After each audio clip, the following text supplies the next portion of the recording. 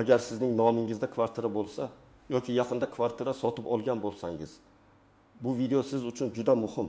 Chunki ko'pchilik odamlar uy hujjatlari joyida deb o'ylaydi.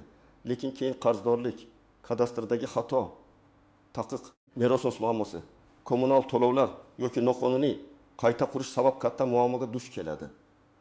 Men bugun sizga oddiy tilda tushuntiraman. Kvartirangiz bor ekan, nimalarni zudlik bilan tekshirishingiz kerak. Kimlar xavotir olishi kerak, kimlar esa xotirjam bo'lishi mumkin. Videoni oxirigacha ko'ring. Chunki bitta kichik e'tiborsizlik keyinchalik millionlab so'mlik zarar yoki sudma-sud yurishga olib kelishi mumkin.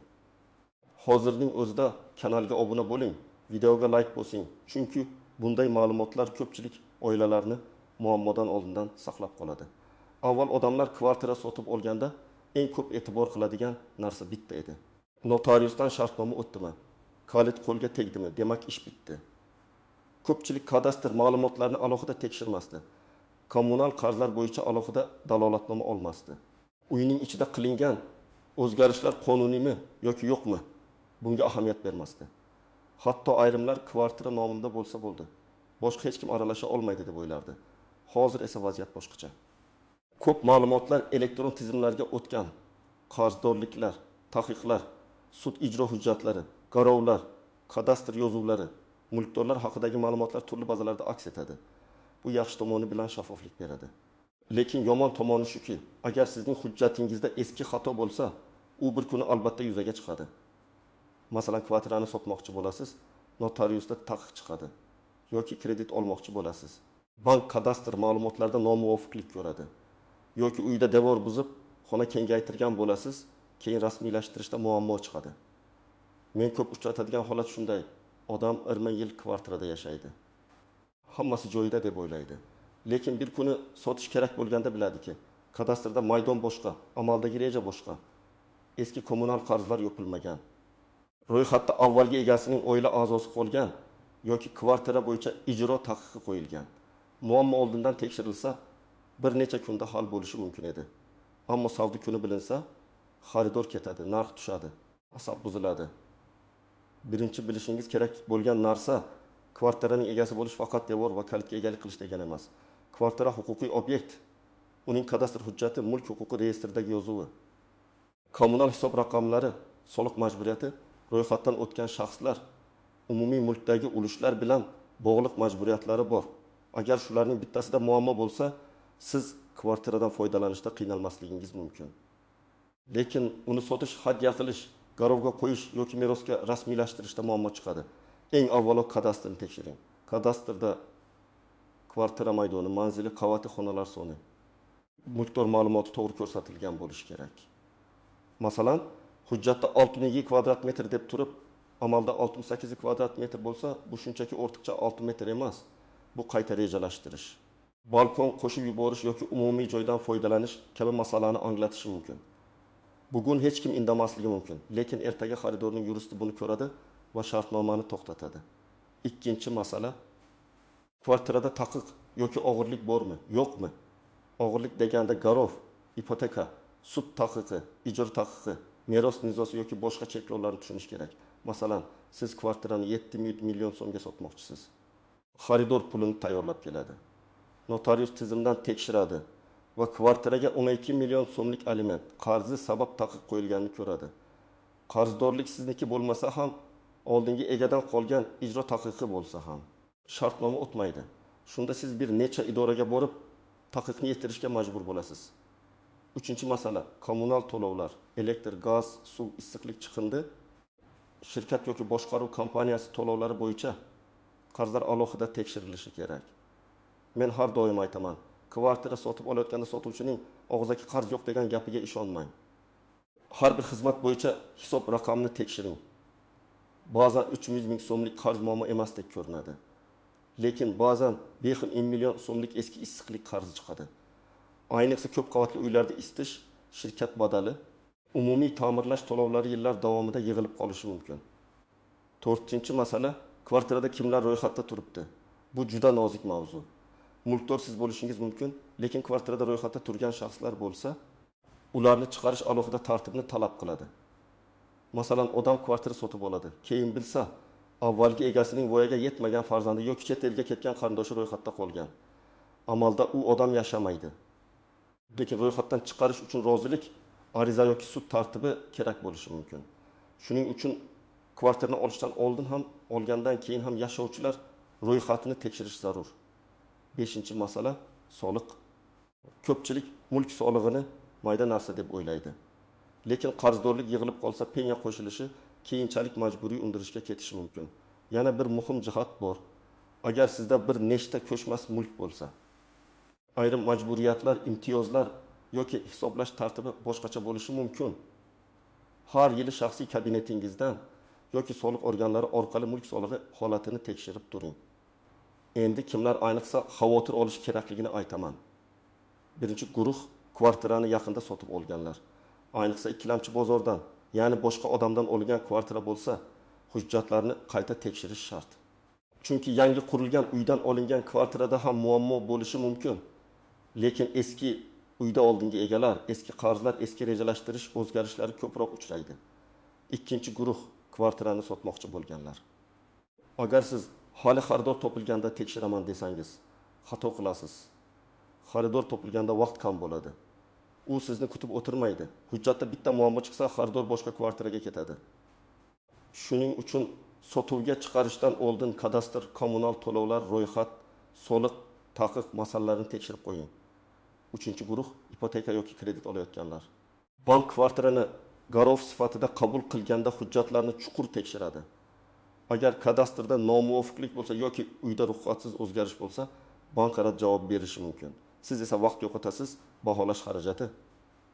Hujjat xarajati ketadi. 4-guruh meros orqali kvartira olganlar. Merosda eng ko'p uchraydigan muammo shuki, barcha vorislar to'liq aniqlanmagan, kimdir voz kechmagan, kimdir chet elda, kimdir hujjat topshirmagan bo'ladi. Mulk bir kishining nomiga o'tmaguncha uni sotish yoki rasmiy boshqarish qiyinlashadi. Meros masalasini yillab cho'zish kerak emas, chunki vaqt o'tgan sari hujjat yig'ish ham qiyinlashadi. 5-guruh kvartirada ta'mir qilib devor buzganlar yoki balkon qo'shganlar. Men buni alohida ta'kidlayman. Har qanday devorni buzish mumkin emas. Ko'taruvchi devor, ventilyatsiya shaxtasi, umumiy muhandislik tarmoqlari. Fasad qismi bilan bog'liq o'zgarishlar xavfli va noqonuniy bo'lishi mumkin. Bitta odam o'z xonasini kengaytiraman deb butun podyez xavfsizligiga zarar yetkazishi mumkin. Buning oqibati faqat jarima emas, balki majburiy qayta tiklash, sud, hatto qo'shnilar bilan katta nizo bo'lishi mumkin. Kimlar nisbatan xotirjam bo'lishi mumkin. Agar kvartirangiz yangi rasmiylashtirilgan bo'lsa, kadastr ma'lumotlari amaldagi holatga mos bo'lsa, kommunal qarzlaringiz yo'q bo'lsa, soliq to'langan bo'lsa, hech qanday taqiq yoki garov bo'lmasa, ro'yxatda faqat haqiqatda yashayotgan va siz bilgan odamlar turgan bo'lsa, sizda katta xavf yo'q. Lekin baribir yilga kamida bir marta tekshirish kerak. Chunki tizimlarda texnik xato, noto'g'ri hisoblangan qarz yoki eski ma'lumot chiqib qolishi mumkin. Birinchi misol. Toshkentda bir oila 2 xonali kvartirani bekitishda taxmin million so'mga sotib olmoqchi bo'ladi. Sotuvchi juda ishonchli ko'rinadi, hujjat ko'rsatadi, kvartira yaxshi ta'mirlangan. Xaridor oldindan 20 million so'm zakalat beradi. Keyin notariusga borganda kvartirada oldingi nikohdan bo'lgan mulkiy nizo borligi ma'lum bo'ladi. Sotuvchining turmush o'rtog'i rozilik bermagan, keyin da'vo qilish ehtimoli bor. Xaridor pulini qaytarib olish uchun bir necha hafta yuradi. Agar u avvaldan hujjatlarni mutaxassisga ko'rsatganida bu xavfni ko'rardi. Ikkinchi misol. Bir kishi 3 xonali kvartirasini sotmoqchi bo'ladi. Hujjatda 72 kvadrat metr. Amalda esa 78 kvadrat metr. Sababi balkon ichkariga qo'shilgan, oshxona bilan zal orasidagi devor olib tashlangan. Xaridor bank ipotekasi orqali olmoqchi edi. Bank bog'lovchisi keladi. Nomuvofiqlikni ko'radi va kredit jarayoni to'xtaydi. Sotuvchi kvartirani naqd pulga oladigan xaridor qidirishga majbur bo'ladi va narxini 30 million so'mga tushiradi. Mana oddiy ruxsatsiz o'zgarish qanday real zarar keltiradi. 3-misol. Ayol kishi meros qolgan kvartirada yashab yuradi. Otasidan qolgan uy, hamma qarindoshlar og'zaki rozi, lekin hujjat rasmiylashtirilmagan. Oradan 8 yil o'tib kvartirani sotmoqchi bo'ladi. Shu payt boshqa vorisning farzandlari ham ulush da'vo qiladi. Endi masala notariusda emas, sudda ko'riladigan darajaga yetadi. Agar meros o'z vaqtida rasmiylashtirilganda, bu muammo ancha oson hal bo'lardi. To'rtinchi misol. Yosh oila kvartira sotib oladi. Kommunal qarz yo'q deb o'ylaydi. Elektr va gazni tekshiradi, lekin boshqaruv kompaniyasi badalini tekshirmaydi. Keyin 30 yil davomida yig'ilgan 4.700 ming so'm qarz chiqadi. Sotuvchi men to'lamayman, siz oldingiz-ku deydi. Huquqiy jihatdan kim to'lash kerakligi shartnoma va dalillarga bog'liq bo'ladi, lekin amalda yangi egaga bosim tushadi. Shuning uchun sotib olishdan oldin barcha xizmatlardan yozma yoki elektron tasdiq olish muhim. Endi istisnolar va ko'pchilik bilmaydigan nozik jihatlar haqida gaplashamiz. Birinchi nozik jihat. Notariusdan shartnoma o'tgan bo'lsa ham, bu kvartira bilan bog'liq hamma xavflar yo'q degani emas. Notarius asosiy ma'lumotlarni tekshiradi, lekin kvartiraning ichki texnik holatini, qo'shnilar bilan nizoni, amaldagi reja va hujjatdagi reja farqini, yashirin kommunal majburiyatlarni har doim ham siz o'ylagandek chuqur tekshirmaydi. Shuning uchun xaridorning o'zi ham hushyor bo'lishi kerak. Ikkinchi nozik jihat er-xotin mulki. Agar kvartira nikoh davrida olingan bo'lsa, u kimning nomida turganidan qat'iy nazar umumiy mulk bo'lishi mumkin. Masalan, kvartira faqat erning nomida, lekin nikoh davomida sotib olingan. Sotishda xotinning roziligi kerak bo'lishi mumkin. Aksincha ham shunday. Agar rozilik olinmasa, keyinchalik bitimga nisbatan e'tiroz bo'lishi mumkin. Shuning uchun sotuvchidan oilaviy holat bo'yicha hujjatlarni so'rash uyat emas. Bu normal huquqiy ehtiyot chorasi. Uchinchi nozik jihat voyaga yetmagan bolalar. Agar kvartirada bolalarning ulushi bo'lsa yoki ular ro'yxatda turgan bo'lsa, masala yanada ehtiyotkorlik bilan ko'riladi. Bolaning huquqini cheklash mumkin emas. Ayrim holatlarda vasiylik va homiylik organlarining roziligi kerak bo'ladi. Ko'pchilik bola-ku, ota-onasi rozi bo'lsa bo'ldi deb o'ylaydi. Yo'q. Bolaning mulkiy huquqi alohida himoya qilinadi. To'rtinchi nozik jihat ishonchnoma orqali sotuv. Ishonchnoma bilan kvartira sotib olish mumkin, lekin juda ehtiyot bo'lish kerak. Ishonchnoma haqiqiymi, muddati o'tmaganmi, bekor qilinmaganmi, ishonch bildirgan shaxs tirikmi, o'z xohishi bilan berganmi? Bular muhim. Ayniqsa egasi chet elda bo'lsa, qarindoshi ishonchnoma bilan sotayotgan bo'lsa, hujjatlarni ikki qaror tekshirish kerak. Chunki keyinchalik men sotishga rozilik bermaganman degan da'vo chiqsa, xaridor qiynaladi. 5-nozik jihat yangi qurilgan uylar. Ko'pchilik yangi uydan olish xavfsizroq deb o'ylaydi. Ha, ko'p holatda shunday. Lekin bu yerda ham savollar bor. Uy foydalanishga topshirilganmi? Kadastr rasmiylashtirilganmi? Quruvchi tashkilotning majburiyatlari bajarilganmi? Kvartira aynan sizga ajratilganmi? Oldindan boshqa odamga sotilmaganmi? To'lovlar hujjat bilan tasdiqlanganmi? Yangi qurilishda eng katta xato shuki, odam faqat reklama va ofisdagi chiroyli maketga ishonadi. Men esa har doim aytaman, reklama boshqa, hujjat boshqa. 6-nozik jihat ijara. Agar kvartirangizni ijaraga bersangiz, shartnoma tuzing. Og'zaki kelishuv bugun qulay ko'rinadi, lekin ertaga zarar keltiradi. Ijarachi kommunal to'lovni to'lamas olsa, uyni buzib ketsa, qo'shnilar bilan muammo chiqarsa, sizda yozma kelishuv bo'lmasa isbotlash qiyinlashadi. Shartnomada ijara muddati, to'lov miqdori, kommunal to'lovlarni kim to'lashi, depozit, jihozlar ro'yxati, uy holati aniq yozilishi kerak. Oddiy telefon orqali olingan rasmlar ham keyinchalik dalil bo'lishi mumkin. 7-nozik jihat qo'shnilar va umumiy mulk. Ko'p qavatli uyda faqat o'z kvartirangiz sizniki emas, umumiy tom, yerto'la zinapoya, lift, muhandislik tarmoqlari bo'yicha ham umumiy manfaat bor. Siz yerto'laga o'zboshimchalik bilan narsa qurib olsangiz, koridorga eshik qo'ysangiz, ventilyatsiyani yopib qo'ysangiz, bu sizning shaxsiy hududingiz emas. Keyin boshqaruv kompaniyasi, hokimlik, favqulodda vaziyatlar yoki qo'shnilar aralashishi mumkin. Endi eng muhim qism, siz bugun nima qilishingiz kerak? Men sizga aniq qadamlarni aytaman. Birinchi qadam, kadastr hujjatlaringizni tekshiring. Kadastr pasporti, mulk huquqini tasdiqlovchi hujjat, manzil, maydon, xonalar soni, qavat ma'lumotlari bir-biriga mos bo'lishi kerak. Agar elektron xizmatlardan foydalana olsangiz, my.gov uz yoki tegishli kadastr xizmatlari orqali ma'lumotlarni tekshiring. Agar tushunmasangiz, yaqin kadastr bo'limiga boring va men kvartiram bo'yicha amaldagi reyestr ma'lumotlarini tekshirmoqchiman deb murojaat qiling. Ikkinchi qadam, kvartiraga taqiq yoki og'irlik bor yo'qligini tekshiring. Buni notarius orqali, davlat xizmatlari orqali yoki tegishli reyestr ma'lumotlari orqali aniqlash mumkin. Agar taqiq chiqsa, vahima qilmang. Avval taqiq kim tomonidan, qaysi asosda qo'yilganini aniqlang. Agar MIB yoki sud ijrochisi tomonidan qo'yilgan bo'lsa, ijro ishi raqamini toping. Qarzdorlik kimga tegishli ekanini aniqlang.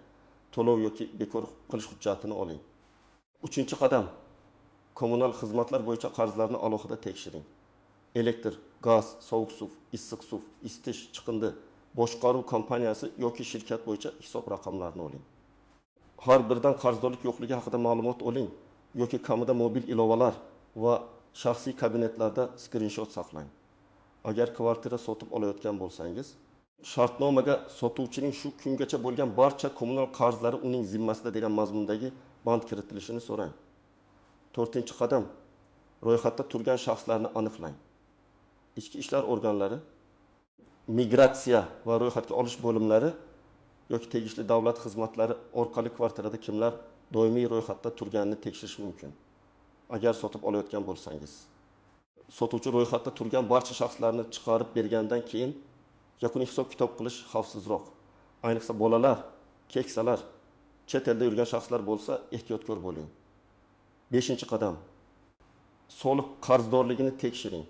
Soliq organining shaxsiy kabineti, mobil ilovalar yoki tuman soliq bo'limi orqali mulk solig'i holatini ko'ring. Agar qarzdorlik bo'lsa, uni cho'zmasdan yoping. Chunki kichik qarz vaqt o'tib penya bilan kattalashadi. Agar hisoblashda xato bor deb o'ylasangiz, yozma ariza bering va qayta hisob-kitobni so'rang. 6-qadam. Uyda qilingan o'zgarishlarni tahlil qiling. Agar siz yoki oldingi egasi davor buzgan, balkon qo'shgan, oshxonani ko'chirgan, sanuzelni kengaytirgan bo'lsa, bu o'zgarish kadastrda aks etganmi, ruxsat olinganmi? Shuni tekshiring. Mutaxassis chaqirishdan qochmang. Bir marta muhandis yoki loyiha tashkiloti maslahatiga pul sarflash keyinchalik katta jarima va sud xarajatidan arzonroq tushadi. 7-qadam. Barcha hujjatlarni bitta papkaga yig'ing. Mulk huquqi hujjati, kadastr pasporti, oldi sotdi yoki hadya shartnomasi, meros guvohnomasi, ipoteka hujjatlari, kommunal to'lov kvitansiyalari, soliq to'lovlari, ro'yxatdan chiqarish haqidagi ma'lumotlar, ta'mir ruxsatnomalari bo'lsa, barchasini alohida saqlang. Elektron nusxasini ham telefon va bulutli xotirada saqlash foydali. Hujjat yo'qolsa, qayta tiklash mumkin, lekin vaqt ketadi. 8-qadam. Agar kvartira sotib olayotgan bo'lsangiz, pulni berishda ehtiyot bo'ling. Katta summani qo'lma-qo'l, tilxatsiz, shartnomasiz bermang. Zakalat berilsa, unda summa, sana, kvartira manzili, taraflarning pasport ma'lumotlari, kelishuv shartlari aniq yozilsin. Iloji bo'lsa, hisob-kitobni bank orqali qiling. Chunki bank izi keyinchalik isbot bo'ladi. Biz qarindoshmiz, ishonchli odam, tezroq qilaylik degan gaplar hujjat o'rnini bosmaydi. 9-qadam. Shubhali holatda mustaqil maslahat oling. Sotuvchining yuristi faqat sotuvchining manfaatini ko'zlashi mumkin. Realtor bitim tezroq yopilishidan manfaatdor bo'lishi mumkin. Siz esa o'z manfaatlaringizni himoya qilishingiz kerak. Notarius, yurist, kadastr mutaxassisi, bank mutaxassisi yoki tajribali ekspert bilan maslahatlashish xarajat emas, xavfsizlik chorasi. Agar idoraga murojaat qilsangiz, arizada aniq yozing. Masalan, menga tegishli bo'lgan falon manzildagi kvartira bo'yicha kadastr ma'lumotlarini tekshirib berishingizni, amaldagi reyestr yozuvlari haqida ma'lumot taqdim etishingizni so'rayman, agar taqiq bo'lsa. Kvartira bo'yicha qo'yilgan cheklovning asosi, sanasi, uni qo'ygan organ va olib tashlash tartibi haqida yozma ma'lumot berishingizni so'rayman. Agar kommunal qarz bo'lsa, ushbu hisob raqam bo'yicha qarzdorlik shakllangan davr. Asosiy qarz, penya va hisob-kitob tafsilotlarini taqdim etishingizni so'rayman. Arizada hissiyot bilan yozmang, aniq fakt yozing. Meni aldashdi, hammasi noto'g'ri. Tezda hal qiling degan umumiy gaplardan ko'ra manzil, hujjat raqami, sana, hisob raqam, talab aniq bo'lsa, javob olish osonlashadi. Har bir arizadan nusxa olib qoling, qabul qilingan sanani belgilang. Elektron yuborsangiz, yuborilganligi haqida tasdiqni saqlang. Yana bir muhim maslahat, hech qachon muammoni yashirmang. Agar kvartirani sotayotgan bo'lsangiz va ruxsatsiz o'zgarish bo'lsa, xaridorga ayting. Agar kommunal qarz bo'lsa, oldindan kelishib oling. Agar meros masalasi to'liq tugamagan bo'lsa, keyin hal qilamiz demang. Bugun yashirilgan muammo ertaga da'vo, jarima yoki bitim bekor bo'lishiga olib kelishi mumkin. Bugungi asosiy fikr shuki, kvartira egasi bo'lish faqat uyda yashash emas, balki hujjat, soliq, kommunal to'lov, kadastr, ro'yxat va qonuniy xavfsizlikni doim nazorat qilish degani. Agar siz kadastrni tekshirsangiz, Qarzlarni aniqlasangiz, ro'yxatdagi odamlarni ko'rsangiz, taqiqlarni oldindan bilsangiz va hujjatlarni tartibga keltirsangiz, katta muammolarning oldini olasiz. Men sizga maslahatimni aniq aytaman. Bugun yoki ertaga vaqt topib, kvartirangiz bo'yicha kamida 5 ta narsani tekshiring. Kadastr, taqiq, kommunal qarz, soliq va ro'yxatda turgan shaxslar. Agar hammasi joyida bo'lsa, xotirjam muammo chiqsa, uni hozir hal qilganingiz yaxshi. Chunki sotish, meros, ipoteka yoki sud paytida hal qilish ancha qimmatga tushadi. Sizning kvartirangizda shunday muammolar bo'lganmi? Kadastr, kommunal qarz, ro'yxat yoki notariusda to'xtab qolgan holatlarni izohlarda yozing. Boshqalarga ham foydasi tegadi. Video foydali bo'lgan bo'lsa, like bosing, kanalga obuna bo'ling va yaqinlaringizga yuboring. Chunki o'z uyiga ega bo'lgan har bir odam bu ma'lumotlarni bilishi shart.